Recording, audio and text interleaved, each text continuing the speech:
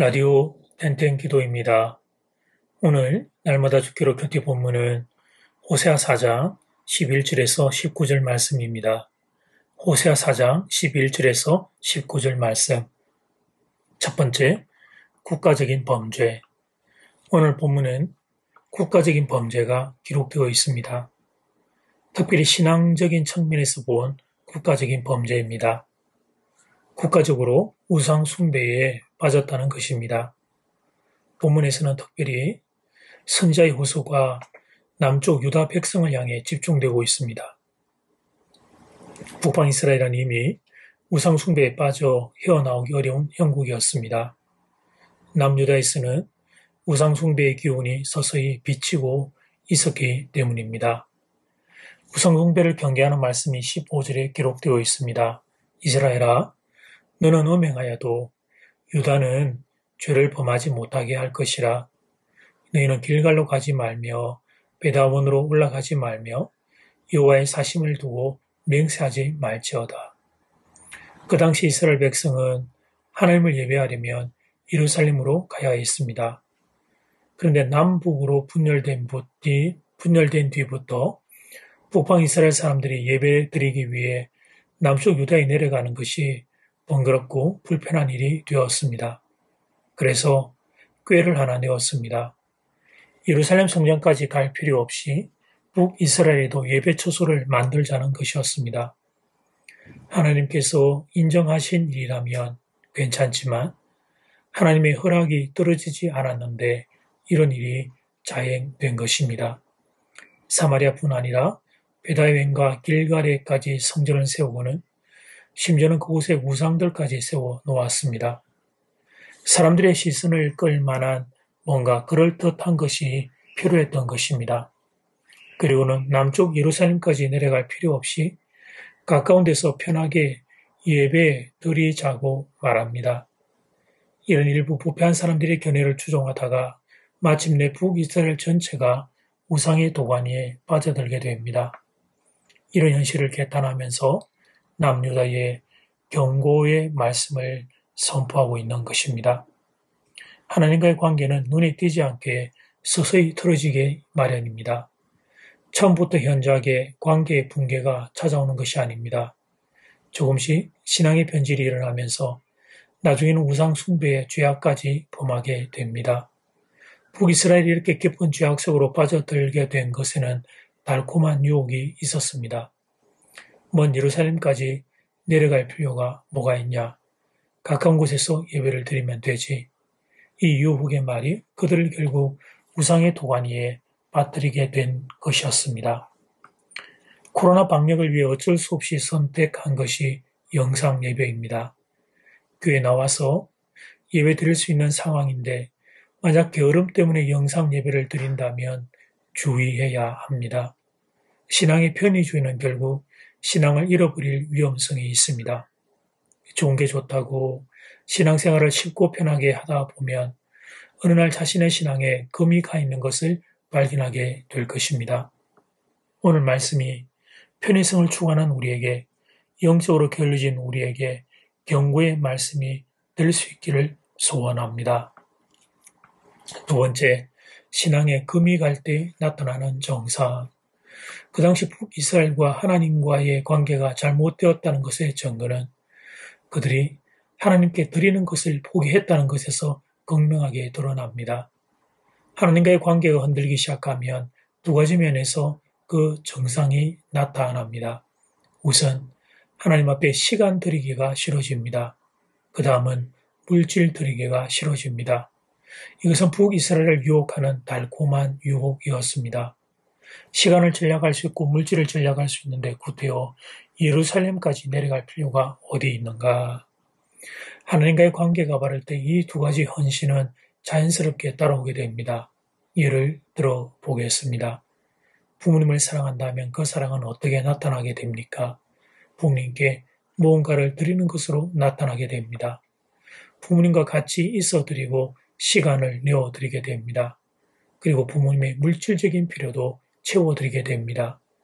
부모님을 사랑한다면서 시간과 물질을 드리지 않는다면 그것은 거짓말입니다. 사랑하는 연인과의 관계도 마찬가지입니다. 상대방을 사랑한다면 그러면 자연스럽게 시간과 물질을 들이게 됩니다. 사랑에 눈이 멀면 아무리 시간을 써도 아깝지 않습니다. 또 그를 위해 돈을 몽땅 퍼부어도 아깝지 않습니다.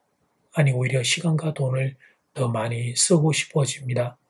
그것이 사랑의 계절에 빠진 사람의 특징입니다. 하나님과의 관계도 마찬가지입니다. 하나님을 사랑한다면 이 두 가지 증거가 있어야 합니다. 만약에 하나님께 시간 드리는 것도 아깝고 물질 드리는 것도 아깝다면 그렇다면 하나님의 관계에 금이 가기 시작한 것입니다. 이것이 당시 이스라엘 백성들의 상태였습니다. 그러다가 마침내 돌이킬 수 없는 강을 건너게 된 것입니다. 하나님을 버리고 우상의 늪에 빠지게 된 것이었습니다. 지나간 시대를 향해 경고하신 하나님의 음성이 오늘 이 시간 여러분의 심령에 들리기를 소원합니다. 더 이상 하나님과 멀어지기 전에 자신의 마음을 점검하고 하나님께로 돌이키는 은혜가 여러분 모두에게 임하게 되기를 간절히 소원합니다. 이제 첫 번째 기도 시간입니다. 받은 말씀과 개인 기도 제목을 가지고 함께 기도하는 시간입니다. 이 시간 다 함께 마음을 모아 주님 앞으로 나아가겠습니다.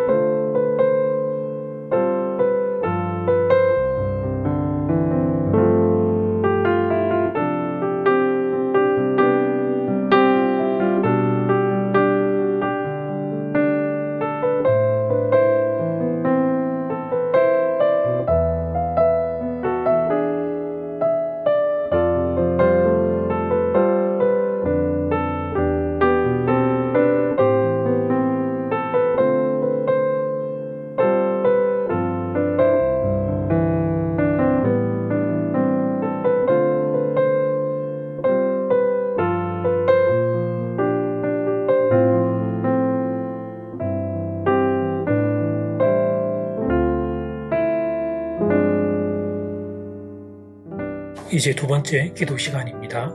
장안 1번 국가적인 범죄. 하나님과의 관계는 눈이 되지 않게 서서히 틀어지기 마련입니다. 조금씩 신앙의 변질이 일어나며 나중에는 우상 숭배의 자까지 범하게 됩니다. 편의성을 추구하는 우리에게, 영적으로 결리진 우리에게 경고의 말씀이 될 수 있기를 바랍니다. 작은 2번, 신앙의 금이 갈 때 나타나는 정사. 하나님과의 관계가 잘못되었다는 증거는 그들이 하나님께 드리는 것을 포기했다는 데서 극명하게 드러납니다.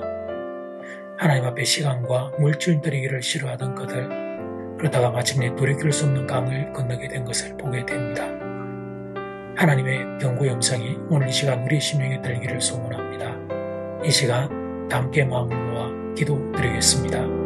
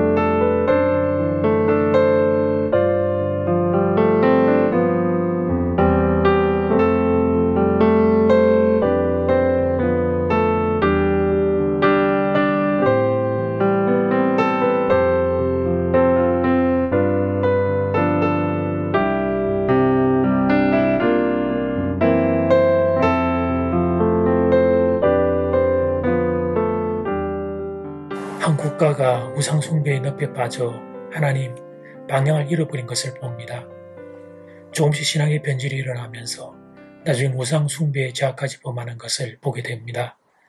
예루살렘이 멀리 있다고 가까운 곳에서 편의를 추구하며 그렇게 그들의 신앙생활을 쉽게 편하게 했던 그것이 결국 그들의 영적으로 무너지는 계기가 되었습니다. 신앙에 금이 갈 때도 나타나는 정세는 하나님 앞에 시간과 물질 들이는 것을 하나님 싫어하는 것을 통해 점검할 수 있습니다.